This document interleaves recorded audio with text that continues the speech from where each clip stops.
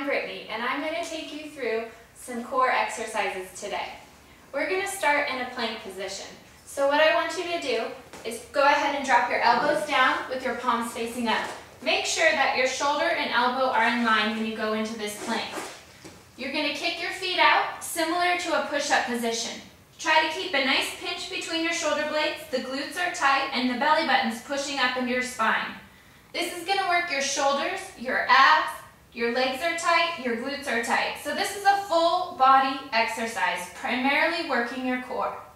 From here, I'm going to go ahead and rotate, slowly turning my right arm, stacking the feet on top of each other and keeping the hips lifted.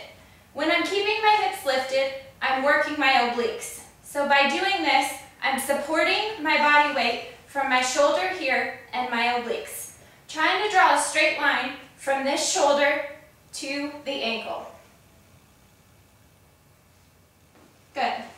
So you can rotate from side to side. Try to hold each plank starting at 30 seconds and then eventually work your way up to a minute, maybe a minute and a half.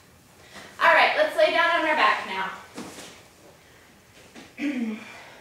Make sure you first begin by taking the arch out of your back. So rotate the pelvis so the hips are rotated upward and the belly button's pushed down into the mat. Go ahead and slide your hand under your back to make sure that your hand can't slide in. If it can slide in, that means you have too much of an arch. Go ahead and scissor kick your legs. Keep them nice and straight. Directly at the hip level, you have one leg at 45 degrees, the other one straight up. Arms go over your head and slowly lift. Exhale on the way up.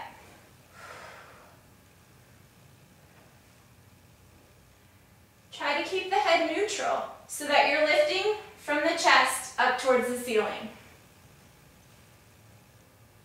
And we can go ahead and rotate, switching the legs.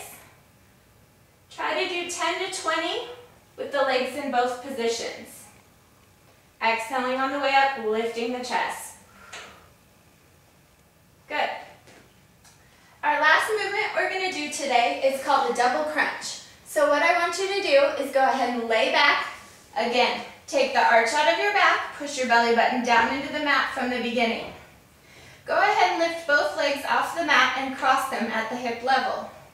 We're going to put the fingertips behind the ears, try to keep the elbows back as we bring the knees towards the chest.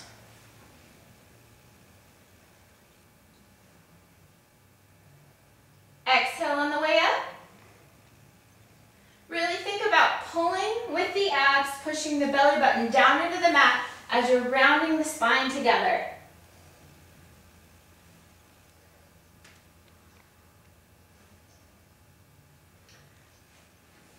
Good. Now, as part of your core exercises, you also want to make sure that you work your lower back. So, I would recommend going through 3 or 4 rounds of each of those exercises from 10 to 20 reps. Then we're going to flip over onto our stomachs. We're going to lay nice and flat on the stomach. I'm going to go ahead and extend the arms out directly in line with the shoulder. I'm going to tuck my head in once I begin this exercise to make sure that I'm in a neutral spine.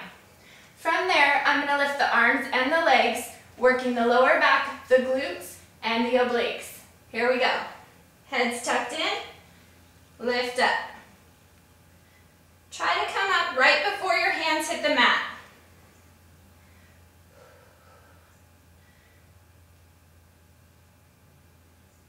Good.